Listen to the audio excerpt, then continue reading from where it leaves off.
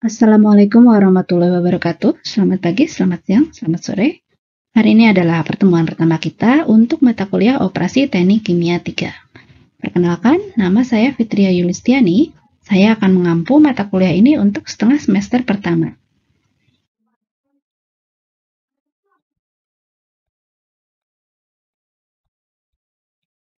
Sebelum kita masuk ke materi kuliah, saya sampaikan dahulu pendahuluan kuliah ini. Mulai dari jumlah pertemuan, semester ini kita hanya memiliki jatah 7 pertemuan.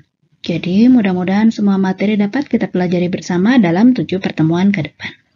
Sumber rujukannya ada 2. Yang pertama adalah buku Kern, judulnya Proses Heat Transfer.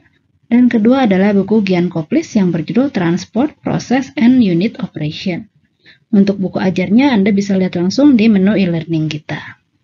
Untuk penilaian, bobot nilai total untuk materi saya adalah 50%, sisanya nanti setelah UTS bobotnya 50% juga.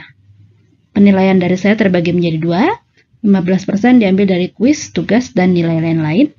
Nilai lain-lain ini saya ambil dari kehadiran dan keaktifan Anda di kelas. Sisanya 35% saya akan ambil dari nilai UTS. Nah, kita usahakan tidak ada perbaikan untuk nilai UTS. Jadi mudah-mudahan Anda bisa belajar sebaik-baiknya dan memahami materi ini, sehingga bisa mendapat nilai maksimum ketika UTS nanti. Apa yang akan kita bahas dalam 7 pertemuan ke depan? Jadi ada 3 materi utama yang akan kita pelajari. Pertama, tentang perpindahan panas, mulai dari dasar teori dan perhitungannya. Kemudian kita akan mempelajari tentang alat penukar panasnya atau lebih sering dikenal dengan nama heat exchanger atau HE. Dan terakhir kita akan mempelajari salah satu implementasi perpindahan panas dalam industri kimia, yaitu proses evaporasi dan alatnya adalah evaporator. Baik, kita akan masuk ke materi perpindahan panas. Target waktunya 12 jam atau 3 kali pertemuan.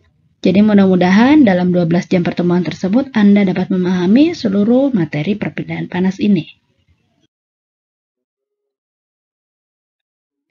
Tujuan pembelajaran umum untuk materi 1 bisa Anda baca di sini. Jadi setelah menyelesaikan materi 1 ini Anda diharapkan dapat melakukan hal-hal yang tertulis di sini. Tujuan pembelajaran secara detail dapat Anda baca dalam file RPS. Anda bisa download di e-learning. Kemudian karena tujuan pembelajarannya seperti ini, tentunya hal-hal yang akan diuji pada saat UTS nanti adalah untuk mengukur ketercapaian tujuan ini. Jadi kadang mahasiswa ketika mau ujian sering bertanya kepada saya tentang kisi-kisi ujiannya. Nah, jadi untuk semua mata kuliah Anda tidak perlu meminta kisi-kisi. Karena setiap mata kuliah ada tujuannya seperti ini dan dicantumkan dalam RPS. Nah, evaluasi atau ujian pastinya dilakukan untuk menguji apakah tujuan ini tercapai atau tidak. Jadi, untuk materi ini tujuannya Anda dapat mendefinisikan perpindahan panas, kemudian membedakan cara atau jenis perpindahan panas, dan terakhir Anda dapat menghitung laju perpindahan panasnya.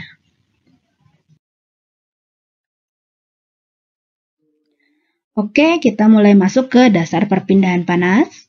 Nah, tentunya Anda sudah pernah mempelajari gambar ini dalam kuliah neraca energi. Bisa kita lihat di gambar ini, laju panas yang masuk, rate of heat in, ditambah dengan laju pembentukan panas, rate of generation of heat, akan sama dengan laju panas yang keluar, rate of heat out, ditambah laju panas yang terakumulasi, rate of accumulation of heat. Nah, maksudnya bagaimana? Coba Anda ingat kembali materi waktu kuliah neraca energi. Panas masuk atau heat in itu berarti ada panas dari sumber lain dialirkan ke dalam area perpindahan panas kita. Panasnya yang terbentuk atau tergenerate itu dari mana? Paling umum adalah dari reaksi. Contohnya reaksi pembakaran tentu menghasilkan panas. Nah, itu akan tergenerate di dalam area perpindahan panas. Panas yang keluar atau heat out itu berarti panasnya dilepas dari area perpindahan panas. Panas yang terakumulasi berarti panas yang tertinggal atau masih ada di dalam area perpindahan panas kita. Nah, konsep ini harus Anda pahami dengan baik karena akan menjadi dasar dari implementasi atau perhitungan perpindahan panas selanjutnya. Kita lanjutkan. Anda juga tentunya pernah belajar materi termodinamika. Nah, apa bedanya materi yang dipelajari dalam termodinamika dengan materi yang dipelajari dalam perpindahan panas? Yang pertama, dalam termodinamika, Anda sudah mempelajari berapa besar panas yang berpindah atau dipindahkan. Sedangkan dalam materi perpindahan panas, kita belajar lebih dalam lagi. Tidak hanya berapa besar panas yang berpindah, tapi juga perpindahannya melalui metode apa. Apakah itu konduksi, konveksi, radiasi, ataupun kombinasi dari metode-metode tersebut. Yang kedua, dalam termodinamika kita belajar berapa besar kerja yang digunakan untuk memindahkan panas. Sedangkan di perpindahan panas, yang kita pelajari adalah berapa besar laju perpindahan panasnya. Kemudian ketiga, dalam termodinamika kita hanya memperhitungkan kondisi akhir atau kondisi final dari sistem.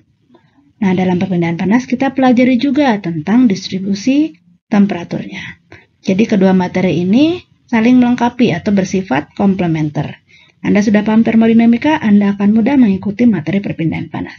Sebaiknya ketika Anda memahami perpindahan panas, berarti Anda lebih memperdalam kembali ilmu termodinamika Anda.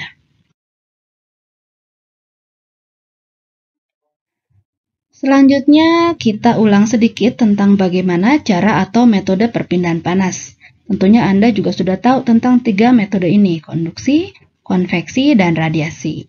Jadi kita ulang kembali sedikit sambil memperhatikan gambar-gambar berikut. Kita lihat gambar di kiri atas, ada seorang pria duduk di depan pemanas ruangan.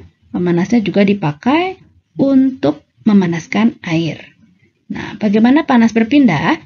Panas yang digunakan atau dimanfaatkan oleh pemanas air, itu berarti panas berpindah secara konduksi. Panas yang dirasakan oleh kucing di dinding atas itu berarti panasnya berpindah secara konveksi. Sedangkan panas yang dirasakan oleh pria yang duduk di depan pemanas, itu radiasi. Kita lihat gambar yang di tengah, itu ada konduksi. Konduksi itu kalau Anda memanaskan panci dan Anda memegang pinggiran panci tersebut, panasnya akan langsung terasa. Jadi energi dipindahkan dengan kontak secara langsung. Konveksi itu terjadi karena ada perpindahan molekul di situ. Jadi ketika air yang lebih panas, itu densitasnya lebih rendah, akan pindah ke bagian atas. Air yang lebih dingin, densitasnya lebih tinggi, akan pindah ke bawah. Terus berputar di dalam panci tersebut, airnya memanas. Yang terakhir adalah radiasi. Energi itu dipindahkan melalui metode radiasi elektromagnetik. Jadi terasa ke kulit tanpa ada aliran udara juga langsung terasa, itu radiasi. Yang ketiga, Anda lihat gambar di sini, konduksi itu panas yang dirasakan oleh logam dengan menggunakan pemanas, itu konduksi. Konveksi sama tadi, air yang dipanaskan di panci, radiasi, panas yang kita rasakan langsung lewat pemanas. Seperti itu cara atau metode perpindahan panas.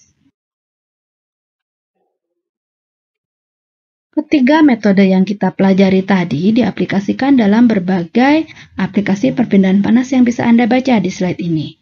Yang pertama adalah untuk produksi dan konversi energi. Contohnya untuk pembangkit listrik, tenaga uap, konversi energi matahari, dan lain-lain. Kemudian untuk refrigerasi dan pengkondisi udara, aplikasi rumah tangga, tadi pemanas air, dan lain-lain. Proses manufaktur, pengelasan, pencetakan, dan lain-lain. Juga desain kendaraan bermotor. Baik, materi pengenalan perpindahan panas kita selesai sampai di sini. Silakan Anda pelajari kembali dari awal supaya lebih paham. Terima kasih. Assalamualaikum warahmatullahi wabarakatuh.